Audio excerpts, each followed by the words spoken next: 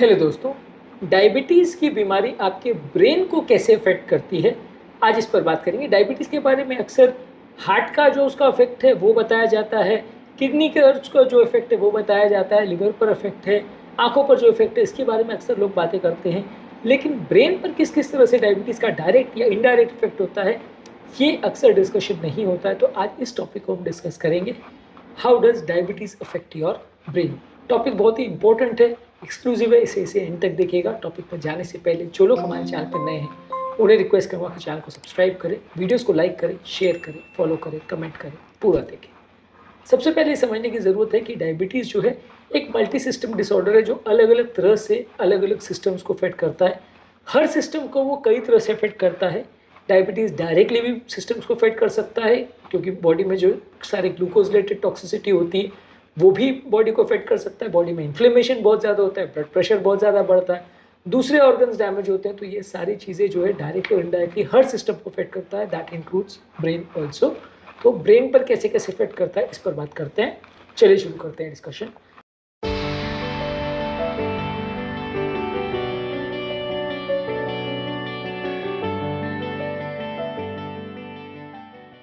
सबसे पहले अगर किसी व्यक्ति का शुगर बहुत ज़्यादा है तो वैसे व्यक्ति को ब्रेन में इन्फ्लेमेशन क्रिएट होता है, ऑक्सीडेटिव स्ट्रेस क्रिएट होता है, जिसकी वजह से ब्रेन सेल्स डैमेज होते हैं, उसमें न्यूरो डिजेनरेटिव प्रोसेस एक्टिवेट हो जाता है, जिससे ब्रेन का डैमेज बढ़ता है।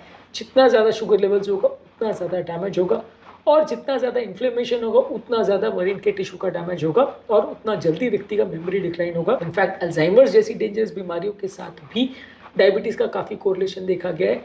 जितना ज़्यादा अनकंट्रोल्ड डायबिटीज़ या इंसुलिन रेजिस्टेंस होता है उतना ज़्यादा डिमेंशिया या मेमोरी पावर डिक्लाइन होने की बीमारी बढ़ती है।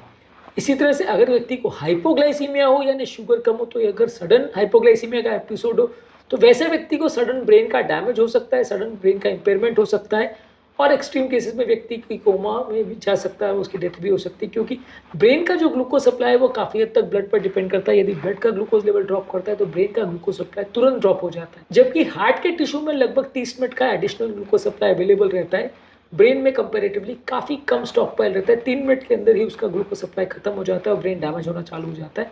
इसलिए अगर ब्लड ग्लूकोज लेवल बहुत कम हो जाता है तो बहुत जल्दी ब्रेन टिश्यूज डैमेज होना चालू हो जाते हैं। तो इस वजह से हाइपोग्लाइसीमिया में बहुत जल्दी ब्रेन का डैमेज होता है। बाकी कोई टिश्यू उतना डैमेज हो नहीं हो, ब्रेन का बहुत जल्दी इफेक्ट होना चालू हो जाता है।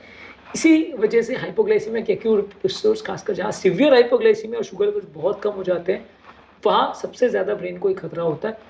और कई बार कुछ केसेस में जब बार बार अगर हाइपोग्लाइसीमिया होता है, बार बार अगर ये शुगर लेवल्स को अफेक्ट करता रहता है, तो वैसे व्यक्ति को भी मेमोरी डिक्लाइन और कॉग्निटिव फंक्शन यानी सोचने समझने की शक्ति में गिरावट देखने को मिलती है। तो डायबिटीज़ जो है डायरेक्टली और इनडायरेक्टली अगर शुगर लेवल्स कम है तो ब्रेन को बहुत सारे तरह से अफेक्ट करता है।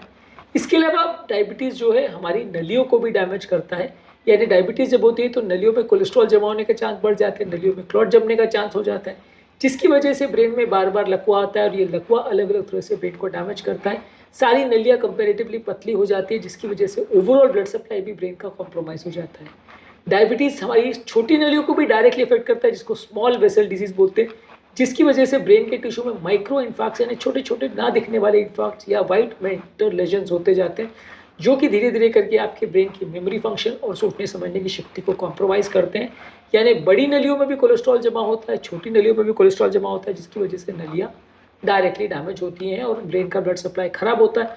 अलग अलग ब्रेन के हिस्से बिना आपको पता चले, बिना सीटी स्कैन या एमआरआई में दिखे भी ब्रेन के हिस्से खराब होते चले जाते हैं। इसके अलावा बड़ी नलियों में लकवा आने का चांस भी डायबिटीज़ में कई गुना ज़्यादा रहता है। जितना ज़्यादा सीवियर डायबिटीज़ होगा उतना ज़्यादा ब्लड में क्लॉटिंग टेंडेंसी बढ़ेगी। इसकी वजह से लोगों को लकवा आने का चांस डायबिटिक पेशेंट में कई गुना ज़्यादा होता है। और जब एक बार लकवा आ जाता है तो ब्रेन का जो हीलिंग रिस्पॉन्स है यानी लकवे से निकलने की जो क्षमता है वो भी कंपेरेटिवली डायबिटिक पेशेंट्स में खराब रहती है as compare to non diabetic patients. यानी लकवे से पेशेंट्स की जो रिकवरी प्रोसेस है वो भी डायबिटीज़ में कॉम्प्रोमाइज़ होती है as compare to non diabetic. इसके अलावा डायबिटीज़ डिमेंशिया का भी एक इंपॉर्टेंट कारण है। डिमेंशिया यानी याददाश्त चले जाने की प्रॉब्लम जो है वो दो तरीके की होती है, एक वैस्कुलर डिमेंशिया, एक अल्जाइमर डिजीज़। वैस्कुलर डिमेंशिया में बेसिकली ब्रेन की नलियों के चोक होने की वजह से ब्रेन की मेमोरी सेंटर्स अफेक्ट हो जाते हैं। बार बार ब्रेन की मेमोरी सेंटर्स में लकवा आता जाता है, ब्रेन डैमेज होते जाता है, इसकी वजह से व्यक्ति की याददाश्त कम हो जाती है। इसको वैस्कुलर डिमेंशिया बोलते हैं, ये भी डायबिटीज़ में कई गुना ज़्यादा देखने को मिलता है। इसी तरह से अल्जाइमर डिजीज़ के बारे में भी ये बोला जाता है, जो कि वैसे तो ब्रेन डिजेनरेटिव प्रोसेस है, माना जाता था कि एज रिलेटेड है, लेकिन वो भी काफ़ी केसेस में डायबिटीज़ अफेक्टेड है। इनफैक्ट अल्जाइमर्स को आजकल डायबिटीज़ टाइप 3 बोलने लगे हैं, क्योंकि ऐसा माना जाता है कि ब्रेन के टिश्यू में जो इंसुलिन रेजिस्टेंस होता है उसकी वजह से अल्जाइमर्स डिजीज़ बढ़ता है। और अल्जाइमर्स के ट्रीटमेंट में आजकल फास्टिंग को या डायबिटीज़ रिवर्सल प्रोसेस को भी डाला गया है और उसमें भी फ़ायदा देखा जा रहा है। इस पर भी अभी काफ़ी रिसर्च चालू है। तो डायरेक्टली और इनडायरेक्टली नली को डैमेज करके या डायरेक्टली भी ब्रेन को याददाश्त की जो प्रॉब्लम है उसको बढ़ा सकता है यदि आपको डायबिटीज़ है। और इसके अलावा ब्लड ब्रेन बैरियर का जो परमेबिलिटी है, जो कि बेसिकली नली और ब्रेन के टिश्यू के बीच में जो दीवार होती है वो कंपेरेटिवली कॉम्प्रोमाइज़ हो जाती है, जिसकी वजह से कुछ हार्मफुल सब्सटेंसेस ब्रेन में लीक होने लगते हैं, जिससे ब्रेन का डैमेज और इन्फ्लेमेशन बढ़ता है। यानी ब्लड ब्रेन बैरियर की परमेबिलिटी, जो कि ब्रेन टिश्यू में एक इंपॉर्टेंट इशू रहता है, वो कॉम्प्रोमाइज़ होता है डायबिटिक पेशेंट्स में। तो ओवरऑल हम ये मान सकते हैं कि यदि किसी व्यक्ति को लंबे समय तक डायबिटीज़ है और अनकंट्रोल्ड डायबिटीज़ है, तो उसका ब्रेन में मेमोरी फंक्शन भी डिक्लाइन होगा, उसको लकवे होने का चांस भी बढ़ेगा, उसका ब्रेन की हीलिंग कॉम्प्रोमाइज़ होगी, ब्रेन में सूजन होगा, ब्रेन का डैमेज बढ़ेगा, एक तरह से नहीं कई तरह से। तो इसलिए डायबिटीज़ जो है ब्रेन को भी कई तरह से अफेक्ट करता है। और ऐसा नहीं है कि ब्रेन के सिर्फ वो लकवा ही करता है, वो डायरेक्टली इनडायरेक्टली बहुत सारी तरह से आपके ब्रेन को ख़राब कर सकता है। लंबे समय में अगर आपको डायबिटीज़ है तो आप मान के चल सकते हो कि आपका एज रिलेटेड या बाकी प्रोसेस रिलेटेड ब्रेन का प्रॉब्लम्स भी बढ़ते चले जाएंगे। प्रिवेंट कैसे करें? ऑब्वियसली प्रिवेंशन में ये है कि ब्लड शुगर लेवल्स को अच्छी तरह से कंट्रोल करें, और उसमें टाइट ग्लाइसेमिक कंट्रोल में आपको सिर्फ दवा नहीं, वहाँ पे डाइट, एक्सरसाइज, वजन कम करना, मेडिसिन और बाकी सारी चीज़ों को भी करने की आवश्यकता है। कंटिन्यूस ग्लूकोज मॉनिटरिंग करने की आवश्यकता है, ये देखने के लिए कि आपका ग्लूकोज लेवल इफेक्टिवली कंट्रोल हो रहा है, यानी बहुत ज़्यादा या बहुत कम तो नहीं हो रहा है। ये आपको ये जानने में मदद करेगा कि सब क्लिनिकल बहुत लो या बहुत हाई शुगर लेवल्स तो नहीं हो रहे, जो कि आपके ब्रेन को डायरेक्टली इफेक्ट कर सकते हैं।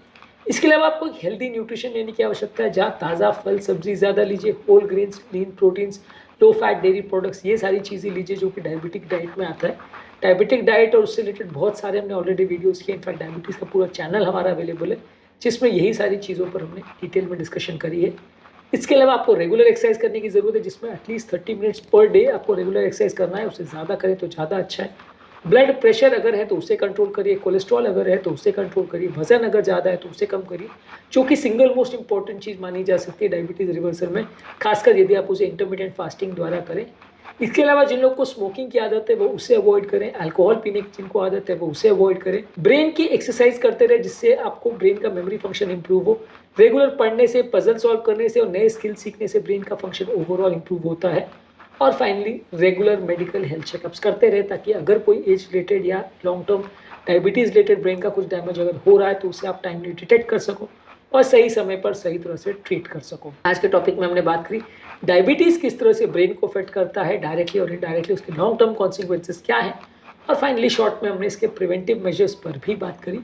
उम्मीद करूँगा कि आज के टॉपिक में कुछ नया जानने को मिला हो। टॉपिक एंड करने से पहले जो लोग हमारे चैनल पर नए हैं उन्हें रिक्वेस्ट करूँगा कि चैनल को सब्सक्राइब करें, वीडियोस को लाइक करें, शेयर करें, फॉलो करें, कमेंट करें, पूरा देखें।